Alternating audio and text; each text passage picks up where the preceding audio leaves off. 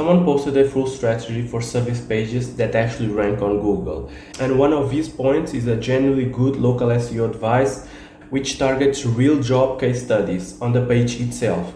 But another one, he actually presents it as a ranking signal, but it actually sits near at the bottom of the actual ranking data that I will show you. I'm going over his post and tell you what I'd keep, what I'd correct, and the one thing I'd add to every service page you actually build. Let's get straight into it. Let's go over the lines he actually nails. One page per service, roof repair gets its own page, roof replacement gets its own page. Don't lump it all on one service page. This is absolutely correct because dedicated page for each service is number 1 of 187 ranking factors on the Whitespart 2026 local organic table. So why does this work? Because a page that only focuses on one thing can actually rank for that thing. But a page about 6 different services, 6 different things will compete with those 6 different things for rankings and lose on most of them. And Google won't understand the purpose of that page. The next one, H1 is the service plus the city. Roof replacement in Clifton, New Jersey. That headline is how Google files the page, so just say it plainly. I agree, and just say it plain is the actual valuable half. Keywords in the GGP landing page heading is number 8 of 187 on the local organic table. Why this actually works? Because the H1 is the one line telling Google what the page is for. If you spend it on sentiment, you've basically told it nothing. You need to tell Google what this page is about simply, because this is the biggest signal. So saying roof replacement in Clifton, New Jersey, perfect. But saying welcome to Smith Roofing, your trusted local experts, that's leading with sentiment and not giving Google much besides actual the roofing part. You're not putting your location, the type of main service you do, and the person actually reading this page will also be like Google and confused about what this page is for. They will be much less inclined to actually scroll the page and book a call with you because they don't understand your value proposition. Next one. Then a section about the city itself, neighborhoods you cover, jobs you've done around town, what things run price-wise in that market. If you don't know the neighborhood code, the town's Wikipedia page, ask them. This is what makes it a Clifton page and not another template. So, right principle, here's one thing I actually cut. So, why this actually works? Because geographic city/neighborhood keyword relevance of content is number 2 on the local organic table. Proving your work here is the second heaviest factor on the table. So here's what you actually want to do. Most of the housing in this part of Clifton is 1920 stock with original slate, so replacement usually means new patterns too. As you can see, that speaks to that location perfectly. Instead of keyword stuffing, this shows your expertise. But if you say Clifton was founded in 1917 and is nestled in the heart of the valley, no one cares that because people in Clifton looking for a roof replacement service already probably know that, and that doesn't make any sense for them. They actually want to know that the replacement would actually mean new patterns too, because that's actually specific to what they're looking for. So if Wikipedia is where your local knowledge comes from, that's the tell that you shouldn't be doing this section yet or this page. Go and build service page and location pages for the areas you actually serve and have expertise on. Next one, ask your vendors for link while you're at it. The supply, the house, the distributor, the manufacturer, if you're certified with them. A lot of them keep a page listing the contractors they work with, or they'll add you if you ask. A link from a supplier in your own trade pointing at your page beats most of what people pay for. So this is actually very good link advice, and I've went over this in multiple videos.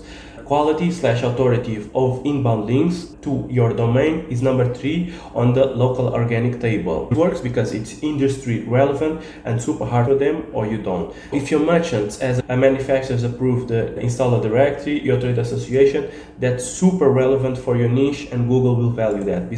But if you do 5,000 links for $30, you'll get basically a spreadsheet, a zero movement, because most of these links will be spam and they won't be indexed on Google, and most people won't actually see them, and they carry zero weight for the rankings. But those relevant ones actually move the rankings. List every company you paid money this year and talk to them to see if they can get you on their website. And maybe you can also get them on your website, so it's a win-win for each. So we use quality supplies from X and they say we only work with the best contractors for this. Win-win. Next one, FAQ at the bottom. Down inside the question, how much does a roof replacement cost in Clifton? Answer it with the real range. Agreed and answer it with the real range is the part most people actually skip. So why it actually work? It matches how people actually type the question, and the real answer is what will get pulled into AI answers, or people also ask slot. Here's a good question to do. How much does a roof replacement cost in Clifton? Answered with an actual range and what actually moves it. Because a lot of these costs will be variable depending on the size of the job, the materials used, the equipment, the personnel, everything like that. So just give it a range so they know what to expect instead of giving a fixed price. Because if they want a fixed price, they should call you. But if you do the same generic answer copy on the Clifton, Nutley and Patterson, this will be obviously question localized and answer templated. So this won't move the rankings and this won't answer the questions people have for your service. Next one, form up high, because most people never scroll to the bottoms, reviews next to it. But with the reviews next to it, phone button that follows the page down. Perfect. I actually do this. I've done a lot of audits where I show you exactly why this converts so well. So you do a form on the top of the page after the headline. You have basically split your page in half. I'll show an image how this looks. You have your headline, description, and maybe an image, and then the form on the right with some fields that you need from them: name, email, phone number, and a message. Simple as that. And then at the bottom you can actually put the reviews before the form and the form again. And while they scroll, they actually have a button. They can call you, they can email you. Super simple and super good for SEO. That's why my websites convert at the 20%, because I do all of this and the visitors actually end up converting into actual leads, because I make it easy for visitors to actually contact my client. And even though you also want a contact us page, because it will also show in Google, you should have easily accessible ways to contact you on every location, service, and on page. Now, if you need any help with your conversion rate optimization, meaning getting more leads per visitors, instead of getting 1 lead per 100 visitors you get 20, or you want to rank better, you want to show up more on Google, you can book a free audit call with me where I'll go over your website, your GGP profile, and tell you what the best strategy is going forward and where you can actually improve. The link will be below in the description, so you can book that call. Next one, case studies on the page. This is actually a very good one. The thing almost no website has, and I mean almost none. And these real job case studies on the page itself. The actual house, what town, what it cost, how long it took, photos, videos.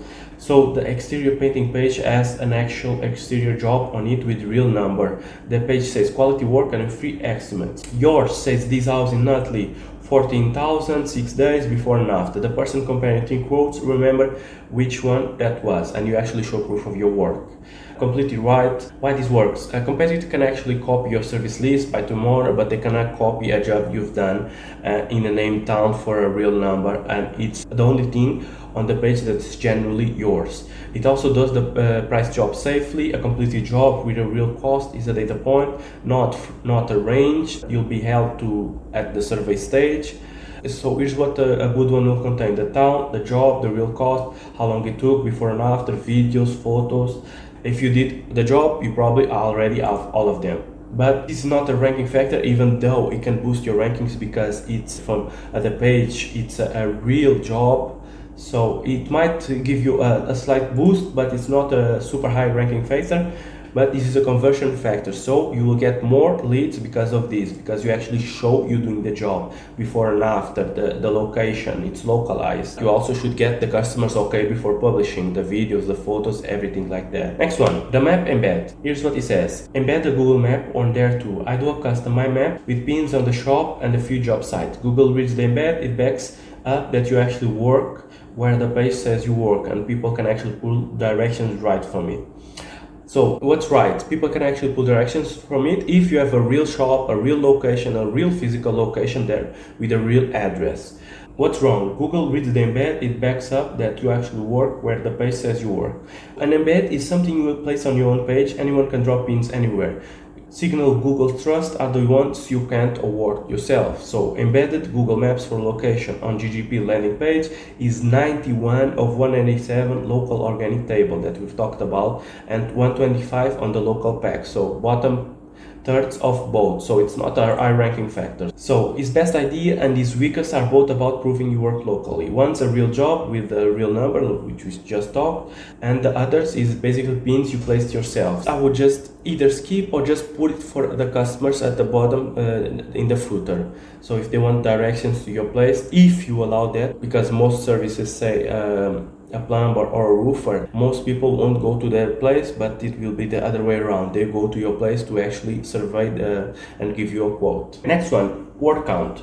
Right method, wrong target. Let's see what it says. Length. I aim for around 1,000 words. I look at whoever's ranking above me, and if they're longer, I go longer. There's stuff they covered you haven't, and stuff they missed you can actually write. So the second half is right, the first half isn't. There's stuff they covered and you haven't, right? And that's how you actually find what's missing on your page. Now what's wrong? Aim for 1,000 words. If they're longer, I go longer. That turns research into a word target, and going longer to match produce padding, which you don't want, because okay, it might be better for Google, but it might not be good for your customers. And remember, at the end of the day, even if you rank on the second page but you get a lot of leads, that's better than ranking on the first page and getting no leads. So volume of quality content on service page is number 17 of 187. So it's a substance factor, not a length one. Focus on actually meeting the searcher's intent. So the fix, don't count their words, count their topics. If they answer 5 questions, you don't add those 5 answers if they make sense. Lands at 1,400 words, fine. Lands at 600, also fine. Remember that you need a good division between trying to rank and trying to convert, or else you'll do one and you won't do the other. Okay, next one, 5 internal links minimum. And link the page to your other pages and blog posts. I want 5 internal links minimum, or Google barely knows what the page is for. Okay, right principle, one correction I will do on the direction. Internal links across the entire website, 6 of 187 for the local organic table. Super easy to do, it's a top 10 factor. So the 5 is his number, not the data. No such rule exists. Fine as a rule of thumb, but keep the habit, drop the certainty, because sometimes you don't need 5 links, you just need to actually give Google the right structure of your website. So the bit he goes backward, he says link the page to your other page.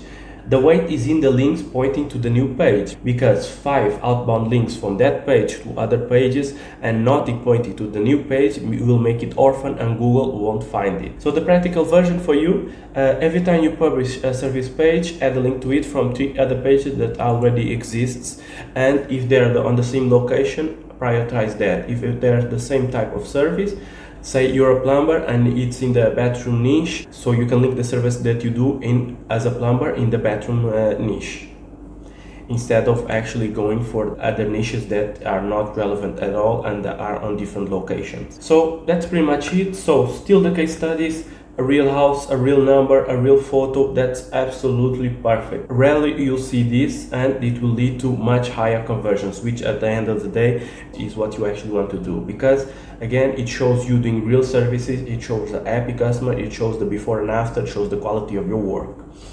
You can keep the map in bed, but just don't expect it to rank, and stop counting words, just focus on actual substance and quality, and answer the questions searchers have, so they don't go to your competitors and close with them. If you need any help with any of these that we went over, or you just want to rank higher, convert more visitors into actual clients, you can book a free audit call with me where I'll go over the best strategy, what's going correctly for you, what's not going, so you can start rank better and closing more clients. Thank you, and I'll see you on the next one. Also, don't forget to like and subscribe for more videos like this.